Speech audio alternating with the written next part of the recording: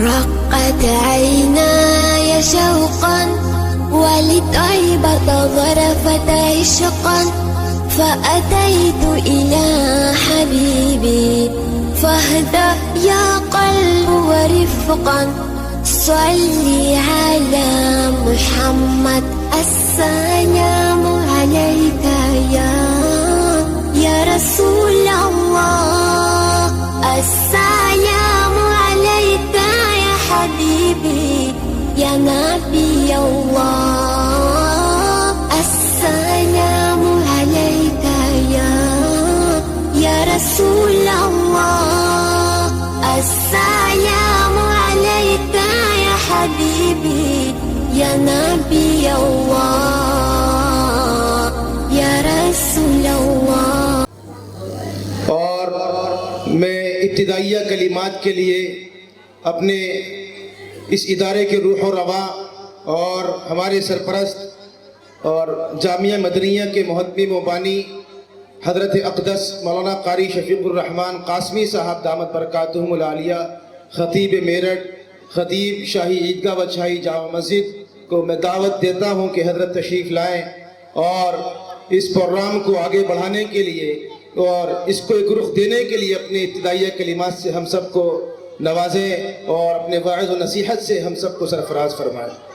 الحمد لله نحمده ونستعينه ونستغفره ونؤمن به ونتوكل عليه ونعوذ بالله من شرور أنفسنا ومن سيئات أعمالنا من يهده الله فلا مضل له ومن يضلله فلا هادي له ونشهد أن لا إله إلا الله وحده لا شريك له ونشهد أن سيدنا وسندنا ومولانا محمدا عبده ورسوله. قال الله تبارك وتعالى أعوذ بالله من الشيطان الرجيم بسم الله الرحمن الرحيم وما أرسلناك إلا رحمة للعالمين. والنبي صلى الله عليه وسلم قال شعبان شهري ورمضان شهر الله. میرے دینی بھائیوں، اللہ رب العزت کا بڑا فضل اور احسان ہے ہم سب پر کہ اللہ نے ہمیں شعبان کا یہ آدھا مہینہ بھی گزر گیا اور اب رمضان کے 15 دن باقی رہ گئے ہیں، ہم رمضان تک پہنچ رہے ہیں.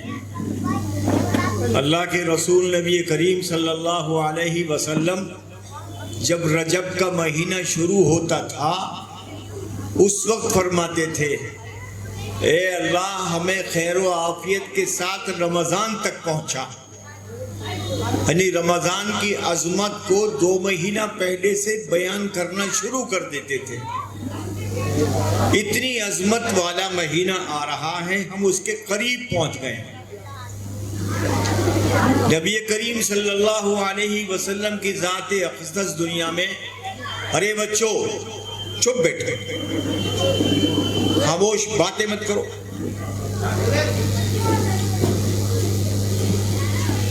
نبی کریم صلی اللہ علیہ وسلم کی ذات اقدس دنیا میں تشریف لائی، ایسے ماحول میں آئی جب دنیا کے اندر انتہائی درجے کی بد اخلاقی پھیلی ہوئی تھی، قتل و غارت گری آپس میں ہوتی تھی، زندگی گزارنے کے کسی طرح کے بھی کوئی ضابطے، کوئی اصول نہیں تھے. خاندان اور قبیلے آپس میں بٹے ہوئے تھے. ان خاندان اور قبیلوں میں معمولی بات پر جنگیں ہوتی تھی. ان حالات میں حضور کی تشریف آوری ہوئی. آپ نے دنیا میں آنے کے بعد سب سے پہلا کام کیا اس انسانی زندگی کو صحیح ڈگر پر لانے کا جو سلسلہ شروع کیا، تو آپ نے سب سے پہلے جو قبائل تھے آپس میں لڑتے تھے، آپس میں فساد ہوتا تھا، ان سارے قبیلوں کو ایک کلمے پر جمع کیا۔ لہذا مکے کی سرزمین پر بسنے والے وہ کسی بھی قبیلے سے تعلق رکھتا ہو، نچلا قبیلہ مانا جاتا ہو یا اونچا قبیلہ قریش مانا جاتا ہو، ان تمام قبیلوں کے اندر اللہ کے رسول نے فرمایا قابل احترام وہ شخص ہے جس کے اعمال اچھے ہیں۔ قرآن کریم میں اللہ نے ان اکرمکم عند اللہ اتقاکم، ہمارے ہاں اکرام اس آدمی کا کیا جائے گا جس کے اعمال اچھے ہوں گے۔ نبی کریم صلی اللہ علیہ وسلم نے اپنی بیٹی حضرت فاطمہ رضی اللہ تعالی عنہ سے فرمایا، اے فاطمہ اعملی، عمل کر، عمل۔ نبی کی بیٹی ہونا کام نہیں آئے گا، اپنی بیٹی سے فرما رہے ہیں۔ لہذا آپ نے سب سے پہلے جو بنیاد ڈالی، ان سارے قبائل کی دیواروں کو ختم کیا اور ان کو سب کو ایک پلیٹ فارم پر اکٹھا کیا، اور پھر اللہ کی طرف سے حکم آیا وَاعْتَصِمُوا بِحَبْلِ اللَّهِ جَمِيعًا، کہ تم اللہ کے راستے پر اکٹھے اور مضبوط ہو کر کھڑے ہو جاؤ، مضبوطی کے ساتھ پکڑ لو۔ وَلَا تَفَرَّقُوا، اور آپس میں تفرقے پیدا مت کرو، سمجھے نہیں؟ لہذا سب سے پہلی وجہ جو آج ہمارے درمیان میں ہے وہ ہے برادری واد کی لعنت۔ اس برادری واد کی لعنت نے ہمیں اسلام کی تعلیمات سے دور کر دیا۔ کوئی اپنے آپ کو اونچے درجے کا مانتا ہے اور کوئی دوسرے کو نچلے درجے کا مانتا ہے۔ لہذا اس اونچے اور نیچے درجات کے اعتبار سے ہم نے بٹوارا کر لیا، اور یہ بٹوارا اس درجے ہو گیا کہ دیواریں قائم ہو گئی۔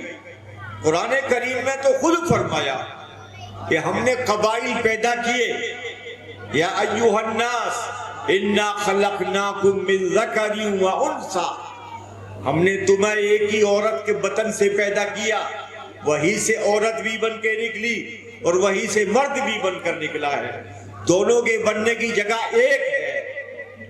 خدا کا نظام دیکھیے، ماں کے پیٹ کے اندر جو بچہ بن رہا ہے وہی لڑکا بھی بنتا ہے، وہی لڑکی بھی بنتی ہے، دونوں ایک ہی جگہ سے نکل کر آ رہے ہیں۔ قرآن کریم نے اس کو فرمایا ہم نے تمہیں ماں کے پیٹ سے پیدا کیا، عورت بھی وہی بنی اور مرد بھی وہی بنائی۔ وَجَعَلْنَاكُمْ شُعُوبًا، ہم نے تمہیں مختلف قبیلوں میں بانٹا، مختلف تمہاری شاخیں بنا دی۔ وَقَبَائِلْ، قبیلے بنائے، کیوں بنائے؟ لِتَعَارَفُوا، تاکہ تم ایک دوسرے کو پہچان سکو۔ اگر یہ قبیلے نہ ہوتے تو قبیلے نہ ہونے کی شکل میں اگر کسی ایک قبیلے میں کسی کا نام جو ہے عبد الرحمن ہے تو دوسرے قبیلے میں بھی عبد الرحمن، تیسرے میں بھی عبد الرحمن، چوتھے میں بھی عبد الرحمن۔ اب یہ قبیلے نہ ہوتے تو یہی پتہ نہ ہوتا عبد الرحمن کون سا ہے۔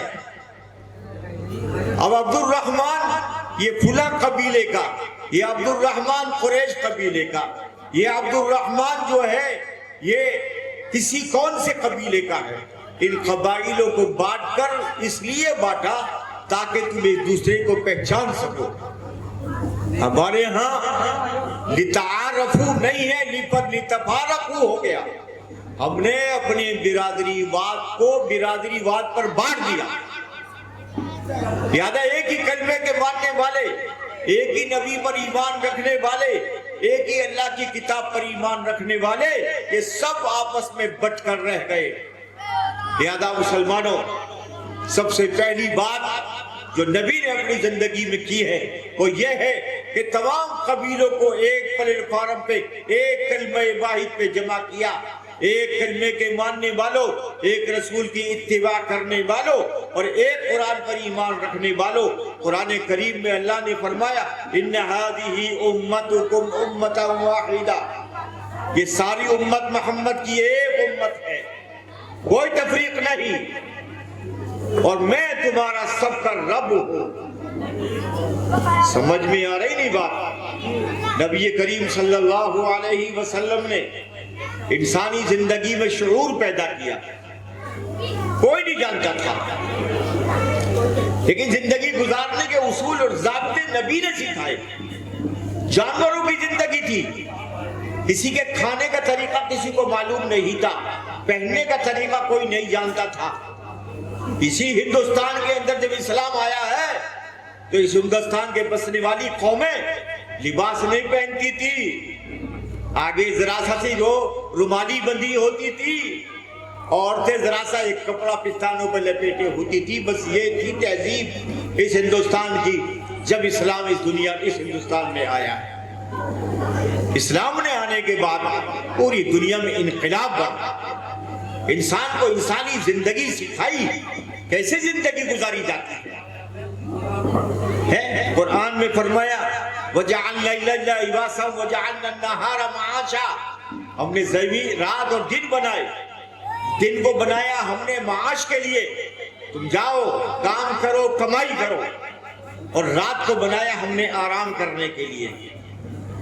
آج ہماری زندگی اس کے اپوزٹ گزر رہی ہے، ہم نے دن کو جو آرام کرنے کے لیے تھا، آدھا دن ہمارے نوجوان بچوں کا دوپہر 11 12 1 بجے تک سونے میں جاتا ہے۔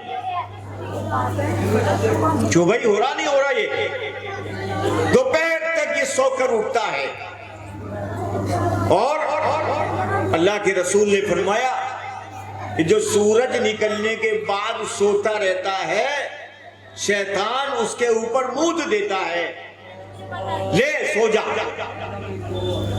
لہذا اس شیطان کے موتنے کے نتیجے میں یہ نحوستیں ہم پر مسلط رہتی ہیں۔ تو آج ہماری بربادی کی وجہ یہ ساری نحوستیں کہ ہم میں سستی اور کاہلی پیدا ہو گئی، اور یہ لعنت ہے۔ اللہ کے رسول کی روزانہ کی دعاؤں میں جو دعائیں مانگا کرتے تھے، ان دعاؤں میں یہ تھا اللہم انی اعوذ بک من الکسل والجبن والعجز وقہر الدین وقہر الرجال، اے اللہ میں سستی اور کاہلی سے پناہ مانگتا ہوں۔ لہذا اللہ کے رسول سستی اور کاہلی سے پناہ مانگتے تھے روزانہ۔ لہذا آپ کا معمول تھا کہ فجر کی نماز پڑھنے کے بعد سب لوگ آرام نہیں کرتے تھے، آپ نے منع فرمایا، بلکہ سب لوگ کام میں لگ جاتے تھے، کام میں لگ جاتے تھے، معاش میں لگ جاتے تھے۔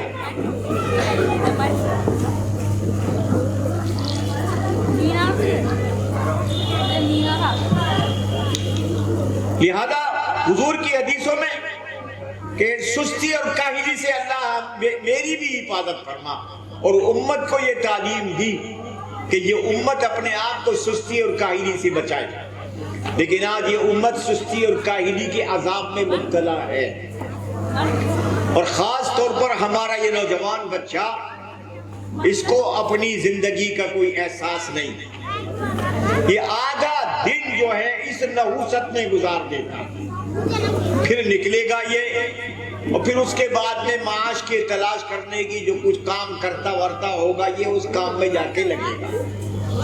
تو جو کمانے کا وقت تھا وہ آدھا دن اپنا آرام اور سونے میں گزار دیا، اب آدھا دن میں کیا کرے گا؟ لہذا اسی وجہ سے اس کے کاروبار بے برکت ہو گئے، روزی بے برکت ہو گئی۔ کیوں بھائی؟ تو سب سے پہلی اللہ کے رسول نے فرمایا کہ اپنے آپ کو زندگی کے ترتیب بناؤ، وقت طے کرو ہر کام کا، قرآن کریم میں اللہ نے 5 وقت کی نماز فرض کی ہے. کیوں بھائی 5 وقت کی نماز فرض ہے نہیں؟ ارے بتاؤ نماز فرض ہے 5 کی وقت کی نہیں ہے؟ ہر نماز کا وقت متعین کیا. ان الصلاۃ کانت علی المؤمنین کتابا موقوتا. ہم نے ہر نماز کا وقت متعین کیا. اور کیسے متعین کیا؟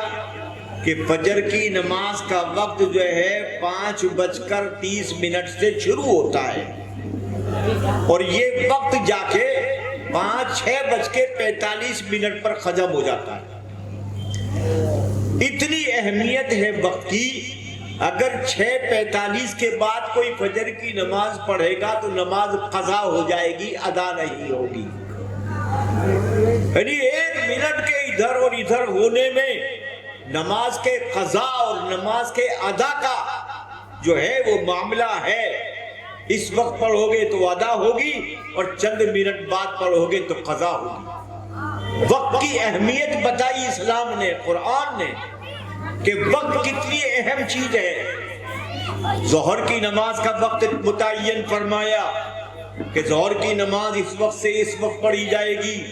عصر کی نماز کا وقت متعین فرمایا، عشاء کا وقت متعین فرمایا. سارے اوقات باقاعدہ طے کر کے بتا دیے گئے کہ نماز کے یہ اوقات ہیں. جب ہم نماز سب سے اہم چیز ہے. جب ہماری نماز جیسی عبادت 1 منٹ کے وقت پر جو ہے ادا کرنے کا حکم فرمایا ہے ہمیں، تو دنیا کے سارے اور کام جو ہیں ان کی ترتیب بھی ہمیں اسی اعتبار سے بنانی پڑے گی کہ کوئی کام بھی ہمیں نماز کے لیے رکاوٹ نہ بنے. سمجھے بھائی؟ روزہ وہ فرض فرمایا تو اس روزے کے لیے بھی وقت متعین کیا کہ یہ وقت صبح صادق سے لے کے غروب آفتاب کا وقت ہے. ایسا نہیں ہے کہ جب چاہے روزہ رکھ لو اور جب چاہے چھوڑ دو اپنا ہی سے، بلکہ روزے کے لیے وقت متعین فرمایا. وقت کی اہمیت بتائی کہ وقت کتنا قیمتی ہے اور اپنی زندگی میں کیسے ترتیب تمہیں قائم کرنی ہے. اسی طرح سے بھائی حج ہے، زکوٰۃ ہے. حج کا ایک وقت متعین فرمایا، زکوٰۃ کی ایک ترتیب بتائی کہ جس آدمی کے پاس اتنا مال ہوگا وہ اتنے فیصد زکوٰۃ ادا کرے گا. تو اسلام نے ہماری زندگی کے اندر آنے کے بعد ہر قدم قدم پر ترتیب پیدا کی، زندگی گزارنے کے اصول اور ضابطے بتائے. کھانا تمہیں کھانے کا طریقہ سکھایا اسلام نے. کھانا کھاؤ تو پہلے ہاتھ دھو، دسترخوان بچھاؤ، کھانا کھانے کے لیے بیٹھو تو چھوٹے لقمے سے کھاؤ اور جو ہے اتنا کھاؤ تمہارا آدھا پیٹ کھانے سے بھرے بس، اور آدھا پیٹ بھوکا چھوڑ کر اٹھ جاؤ. کس لیے؟ تاکہ تمہاری صحت اچھی رہے، تاکہ تم جو ہے بیمار نہ بنو، تمہارا پیٹ بیمار نہ بنے. رات کو ہلکا کھانے کا حکم فرمایا اور وہ بھی ترتیب یہی کہ آدھے پیٹ کھانا کھاؤ اور آدھا پیٹ تمہارا خالی ہو، پانی پینے کی گنجائش رہے. لیکن ہم نے سب چیز کے اصول بدل دیے. دن بھر وہ بھی ایسے ہی کھانے کا سلسلہ، اپنے گھروں کو چھوڑ کر گلی چوراہوں پر حلیم بریانی کے ٹھیلے لگ رہے ہیں. گھر میں نہیں کھانے کا، اپنے بچوں کے ساتھ ناشتے نہیں کرنے کا. صبح کو آنکھ کھلے گی، آنکھ کھلتے جاوے گا اور جا کے ٹھیلوں پہ جا کے کھڑے ہو کر حلیم بریانی کھاوے گا. کیوں بھائی؟ یہی صورتحال ہے نہیں. کوئی محلہ ہمارا، کوئی گلی کوچہ باقی نہیں ہے جہاں ہمارے ہاں یہ ٹھیلے نہ لگ رہے ہوں اور ہماری عادتیں خراب نہ ہو رہی ہیں. شام میں ہلکا کھانا کھانا چاہیے کیونکہ رات کو سونا ہے، لیکن نہیں، شام کو ہم دوپہر سے زیادہ مشکل کھانا کھاتے ہیں.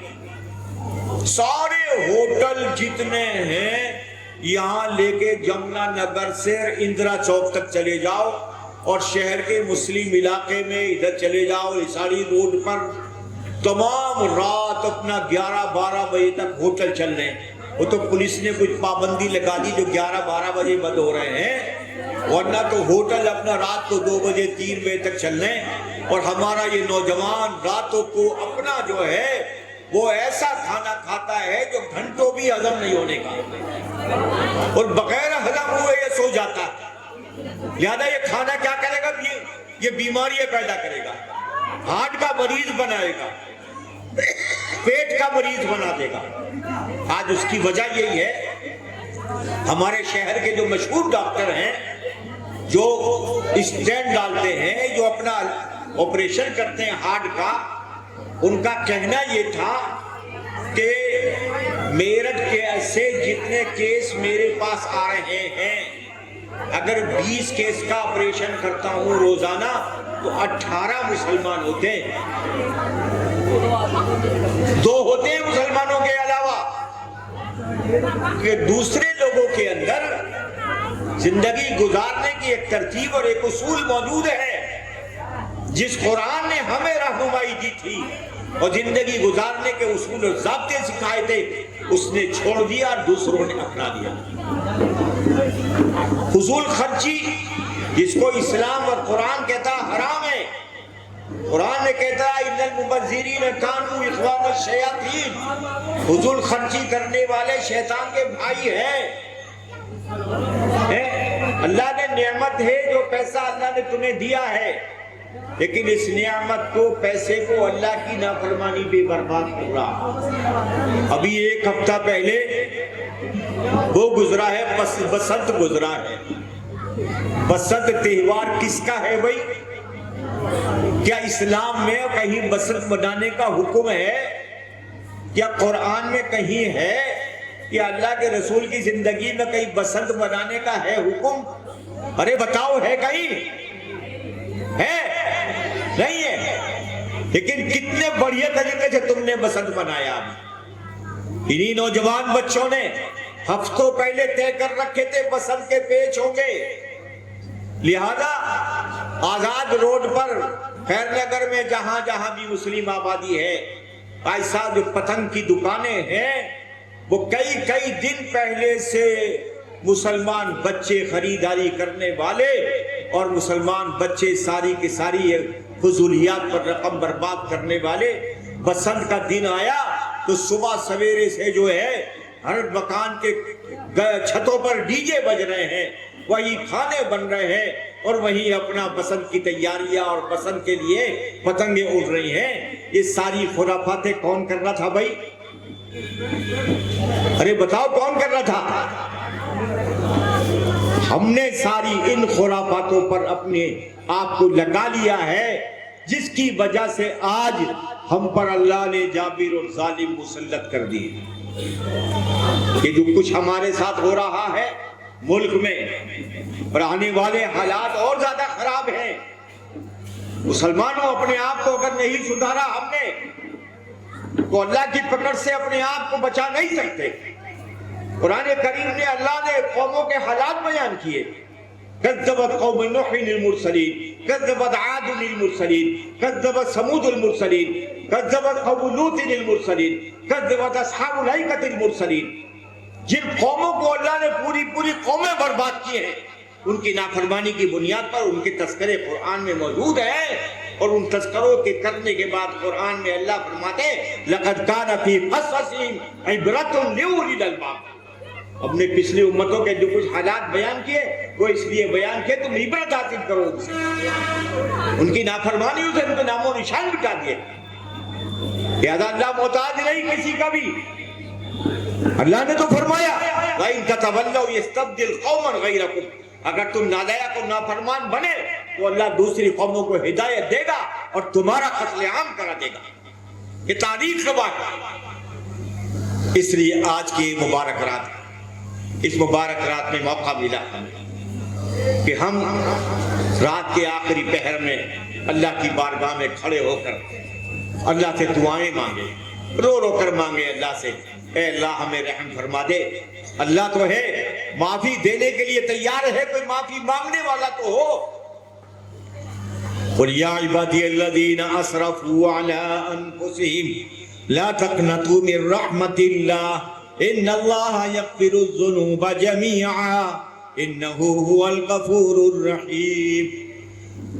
اللہ سبحانہ وتعالیٰ نے قرآن کریم میں فرمایا اپنے بندوں سے، یہ بندے کا لفظ اللہ استعمال کرتے ہیں ہم لوگوں کے لیے تو پیار میں کرتے ہیں، ورنہ انسان کا لفظ جب ہوتا ہے تو عام ہوتا ہے، لیکن بندے کا یہ پیار کا ایک لفظ ہے۔ اللہ کا اے میرے بندو، اے میرے بندو، جن لوگوں نے اپنے اوپر ظلم کیا ہے میری نافرمانی کر کر کے، میں ان سے کہتا ہوں کہ میری رحمت سے مایوس مت ہونا، میری رحمت سے مایوس مت ہونا، میری رحمت غالب ہے میرے غضب کے اوپر۔ فرمایا میں تمام گناہوں کو معاف فرما دوں گا اگر تو سمندر کے جھاگ بھی، زمین اور آسمان کے بیچ کے پھلے کے برابر بھی، اور تو گناہوں کو لے کر آئے گا اور ایک مرتبہ میری بارگاہ میں بیٹھ کے ندامت کے دو آنسو بہا دے گا، اے اللہ مجھے معاف کر دے، میں تیرے تمام گناہوں کو معاف فرما دوں گا۔ اس لیے آج کا موقع ہے، رمضان آگے آ رہے ہیں، ہم اللہ کی بارگاہ میں اللہ سے خوب مانگیں اور رمضان تک اپنے آپ کو تیار کریں۔ رمضان کا مہینہ آ رہا ہے تو اللہ کے رسول کا عمل یہ تھا کہ آپ شعبان کے مہینے میں اکثر روزے رکھا کرتے تھے، تو آپ روزے رکھ کر اپنے مزاج کو، اپنے جسم کو، اپنے پیٹ کو روزے رکھنے کے لیے تیار کر لیں رمضان کے آنے سے پہلے پہلے۔ یہ ہے اصل چیز، اللہ کے رسول اسی بات پر عمل کرتے تھے، تو بھی کریں گے بھائی انشاءاللہ۔ اللہ ہمیں توفیق دے دے اور اللہ ہمیں اس مبارک رات کے اندر اللہ ہماری خطاؤں کو معاف فرما دے، اور اللہ ہمیں ندامت کے آنسو بہانے کی توفیق دے دے۔ یہ سب کچھ اللہ کی توفیق سے ہوگا، اگر اللہ کی بارگاہ میں اگر عاجزی انکساری کر کے مانگیں گے تو اللہ ہم پر ضرور کرم فرمائے گا۔ وآخر دعوانا الحمدللہ۔